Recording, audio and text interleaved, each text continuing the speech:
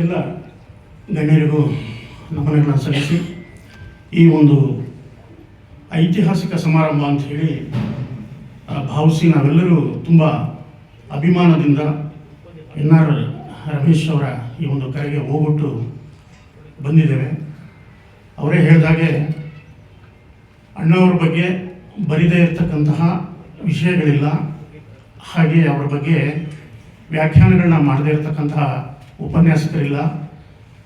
ಕನ್ನಡ ಚರಿತ್ರೆಯೊಂದಿಗೆ ಅವರ ಒಂದು ಬದುಕು ಸಹಿತ ಸಾಗಿ ಬಂದಿದೆ. ಕನ್ನಡ ಸಿನಿಮಾ ಬೇರೆ ಅಲ್ಲ, 2000 ಇತಿಹಾಸಗಳ ಕನ್ನಡ ಸಾಹಿತ್ಯ ಚರಿತ್ರೆ ಬೇರೆ ಅಲ್ಲ.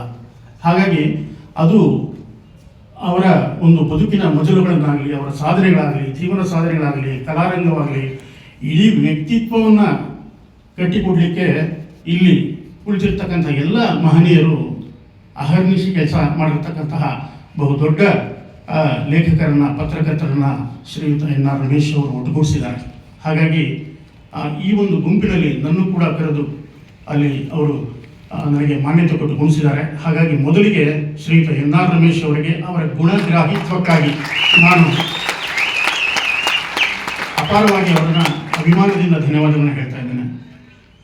ಶ್ರೀಯುತ NR ರಮೇಶ್ ಅವರನ್ನು ನಾನು ಮೊದಲಿಂದಲೂ ಗಮನಿಸ್ಕೊಂಡು ಬರ್ತಾ ಇದ್ದೀನಿ. ಅವರ ಕ್ಷೇತ್ರ ರಾಜಕೀಯ ಇರಬಹುದು, ಸಮಾಜ ಸೇವೆ ಇರಬಹುದು, ಆದರೆ ಎಲ್ಲದರಲ್ಲೂ ಕೂಡ ಅವರಿಗೆ ಮಾರ್ಗದರ್ಶಿಯಾಗಿರ್ತಕ್ಕಂಥದ್ದು, ಪ್ರೇರಣೆ ಆಗಿರ್ತಕ್ಕಂಥದ್ದು, ಪ್ರಭಾವವನ್ನು ಅವರಿಗೆ ನೀಡಿರ್ತಕ್ಕಂಥದ್ದು ಅಣ್ಣ ಅವರು.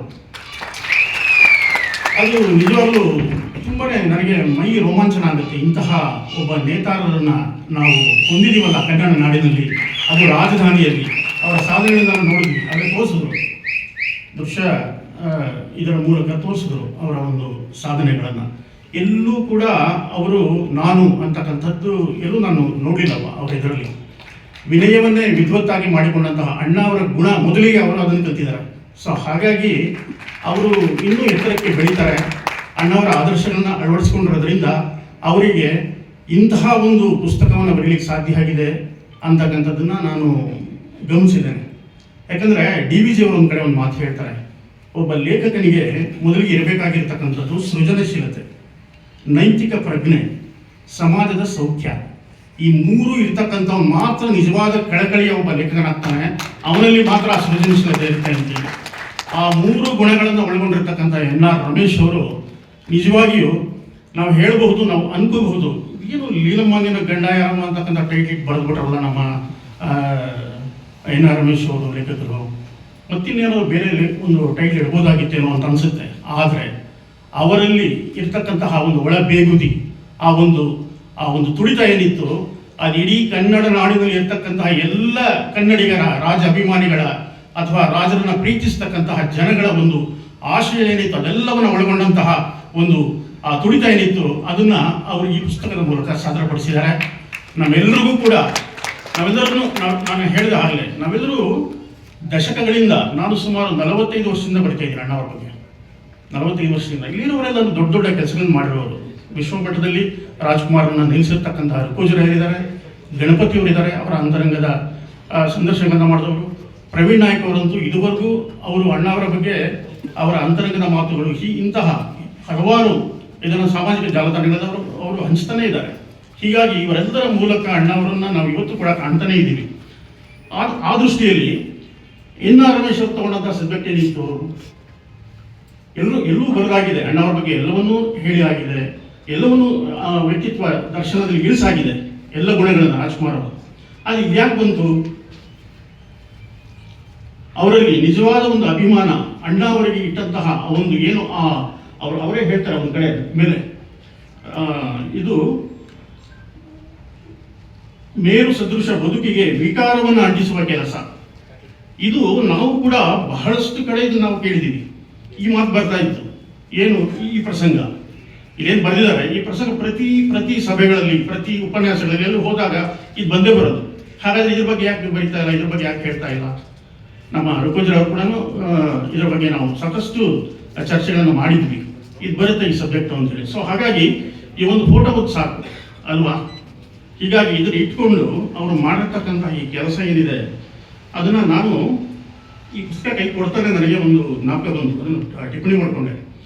ರಾಷ್ಟ್ರಕವಿ ಕುವೆಂಪು ಅವರು DBJ ಅವರ ಮಂಕುತಿಮ್ಮನ ಕಗ್ಗನ ಅವ್ರ ಕೈ ಕೊಟ್ಟಾಗ ಅವ್ರು ಹೇಳ್ತಾರೆ, ಹಸ್ತಕ್ಕೆ ಬಂದಾಗ ನಾನು ನಕ್ಕೆ, ನಾನು ಹಸ್ತಕ್ಕೆ ಬಂದಾಗ ಮಂಕುತಿಮ್ಮನ ಕಗ್ಗ ನಾನು ನಕ್ಕೆ, ಓದುತ್ತಾ ಓದುತ್ತಾ ಮಸ್ತಕಕ್ಕೆ ಇಟ್ಟು ಗಂಭೀರನಾದೆ, ವಿಸ್ತಾರದ ದರ್ಶನಕ್ಕೆ ತುತ್ತ ತುದಿಯಲ್ಲಿ ನಿನ್ನ ಪುಸ್ತಕಕ್ಕೆ ಕೈ ಮುಗಿದೆ. ಮಂಕುತಿಮ್ಮ ಅಂತ ಹೇಳ್ತಾರೆ ಕುವೆಂಪು. ಅಂದ್ರೆ ಇದೇನೋ ನಕ್ಕು ಬಿಟ್ಟು ಅವರು ತಗೊಳ್ತಾರೆ, ಇದೇ ಮಂಕುತಿಮ್ಮ ಅಂತಿದೆಯಲ್ಲ ಅಂತ ಅಂದ್ಬಿಟ್ಟು ನಕ್ಕಿ ತಗೊಳ್ತಾರೆ ಕುವೆಂಪು ಅವ್ರ ಕೈಗೆ ಮಂಕುತಿಮ್ಮನ. ಓದ್ತಾ ಓದ್ತಾ ಅವರು ಅದನ್ನ ಮಸ್ತಕಕ್ಕೆ ಇಟ್ಕೋತಾರೆ, ತಲೆಗೆ ಇರುತ್ತೆ ಅದರಲ್ಲಿ ಇರ್ತಕ್ಕಂಥ ವಿಚಾರಗಳು. ಹಾಗೆ ಅದರಲ್ಲಿ ಇರ್ತಕ್ಕಂಥ ವಿಸ್ತಾರದ ದರ್ಶನಕ್ಕೆ ತುತ್ತ ತುದಿಯಲ್ಲಿ ನಾನು ಕೈ ಮುಗಿದೆ ನಿನ್ನ ಪುಸ್ತಕಕ್ಕೆ ಅಂತ ಹೇಳ್ತಾರೆ.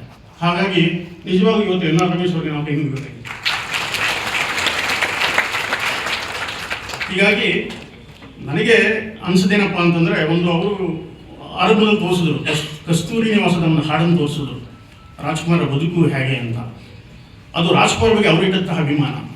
ಹಾಗೆ ನಾನು ಒಂದು ಹೋಲಿಕೆಯನ್ನು ಮಾಡಲಿಕ್ಕೆ ಇಷ್ಟಪಡ್ತೇನೆ ಎನ್.ಆರ್. ರಮೇಶ್ ಅವರಿಗೆ.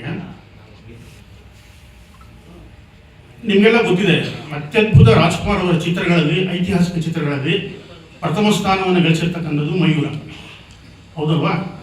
ಮಯೂರ ಬಹಳ ದೊಡ್ಡ ಒಂದು ಕನ್ನಡ ನಾಡಿನ ಇತಿಹಾಸವನ್ನು ದಾಖಲಿಸ್ತಕ್ಕಂತಹ, ಕನ್ನಡದ ಮೊದಲ ರಾಜವಂಶದ ಕಥೆಯನ್ನು ನಿರೂಪಿಸ್ತಕ್ಕಂತಹ ರಾಜ್ಕುಮಾರ್ ನಾಯಕತ್ವದ ಒಂದು ಅದ್ಭುತವಾದ ಚಿತ್ರ.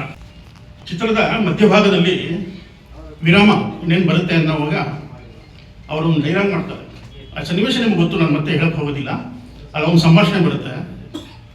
ಹೊಂಚು ಹಾಕಿ ಸಂಚು ಮಾಡಿ ನಮ್ಮ ರಾಜ್ಯವನ್ನ ಕಬಳಿಸಿ ಮೆರೆಯುತ್ತಿರುವ ಶಿವಸ್ಕಂದ ವರ್ಮ ಯಾವ ಕದಂಬರ ವಂಶವೃಕ್ಷದಿಂದ ಕ್ರೌರ್ಯಕ್ಕೆ ಸಿಕ್ಕಿ ನಿರ್ನಾಮವಾಯಿತೆಂದು ತಿಳಿದಿರುವೆಯೋ ಆ ಮಹಾವೃಕ್ಷ ಇಂದು ಮತ್ತೆ ಚಿಗುರಿ ತಲೆ ಎತ್ತಿ ನಿಂತಿದೆ.